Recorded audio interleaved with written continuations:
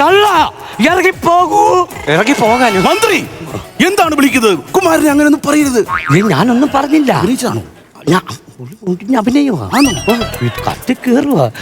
എന്താന്ന് വെച്ചാൽ കൊടുക്കണം. നമ്മുടെ മോളുടെ കാര്യം ഞാൻ ഏറ്റു. ഓക്കെ മഹാരാജൻ പോയിട്ട് വരാം. എന്റെ ചെറുതറിയാടാ, നീ ഇത് കേൾക്കണമേ.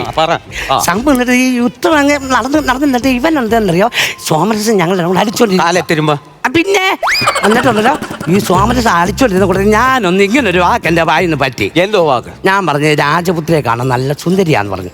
എന്നിട്ട് ഈ പുള്ളി എന്നോട് അന്നേരം പറയുവാ, നിനക്ക് ഞാൻ എന്റെ മകളെ തരും എന്ന് പറഞ്ഞു. അതെന്റെ മനസ്സിൽ കിടക്കും ഇപ്പോഴും. പുള്ളിക്കാരി ഇത് അറിഞ്ഞിട്ടില്ല. പിറ്റേ ദിവസം രാവിലെ പുള്ളി കൈ മലത്തോ, ഞാൻ അങ്ങനൊന്നും പറഞ്ഞിട്ടില്ല, ഞാൻ എന്ന് പറഞ്ഞു.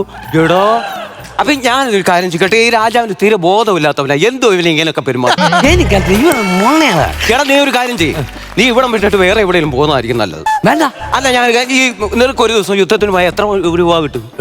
മടുപ്പാ ഇവിടെ ഇരിക്കുന്നതല്ല യുദ്ധത്തിന്. അവിടെ ഇവിടെ എന്തു പണി ചെയ്യണമെന്നറിയോ?